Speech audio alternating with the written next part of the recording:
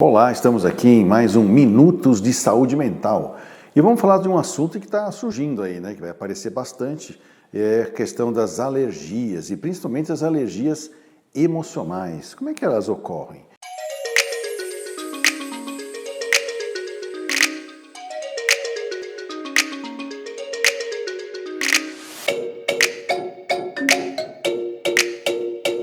E o que isso tem a ver também com as questões da respiração, né, que também é uma maneira de manifestar a alergia.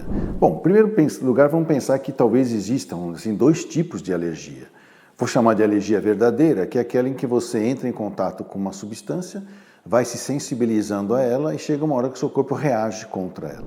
E como é que acontece isso?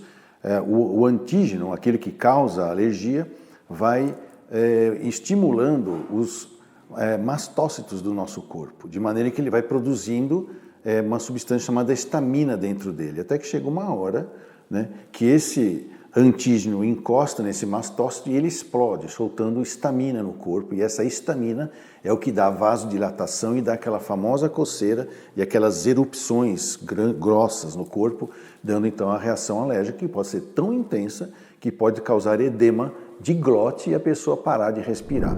Essa é a alergia verdadeira, uma reação anafilática, talvez seja a mais grave de todas, vamos dizer assim, o tal do choque anafilático, né? Mas existem as alergias que são consideradas emocionais. E como que elas ocorrem? Com o mesmo mecanismo das histaminas? Não, não é o mesmo mecanismo, mas tem a ver com as catecolaminas, que é quando você tem algum tipo de estresse ou trauma emocional ou angústia muito intensa e aumenta as catecolaminas, que são a adrenalina, aquilo que faz o nosso coração acelerar, a pele ficar branca, né? A gente fica assustado. Essas catecolaminas, em algumas pessoas, dependendo da situação que ela está passando, e nós chamamos isso de situações vexatosas, você já deve ter passado por isso, quando você passa uma grande vergonha e fica vermelho? Então, é o que acontece, essas catecolaminas dá vasoconstrição em alguns lugares e vasodilatação em outras. Algumas pessoas reagem como se fosse uma reação alérgica, causando uma coceira que muitas vezes não tem erupção, mas pode ter aquelas erupções cutâneas, né, o rush cutâneo que a gente fala, né, mas outras não. Mas pode ter coceira, e uma coceira que às vezes não se sabe a causa. Não comeu nada diferente, não bebeu, não usou nenhum produto químico diferente, um tipo de maquiagem, uma loção após barba, um sabonete, shampoo novo, nada, não se acha nada. E aí você vai investigando, conversando com a pessoa e se descobre, alguma coisa que aconteceu, que aparentemente não tinha muita importância. E aí a gente percebe então a psicossomática juntando, vamos dizer assim, com os conhecimentos do Freud, né, da psicanálise, né, que é a famosa conversão, né, converter um problema psíquico num problema orgânico.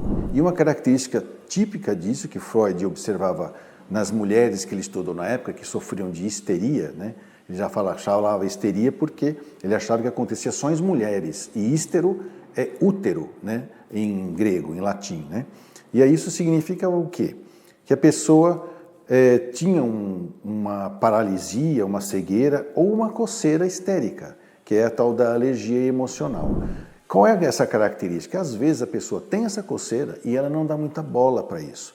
Chama-se la belle indifférence, né? A bela indiferença que normalmente a pessoa da psicossomática tem, ou da pessoa da histeria tem.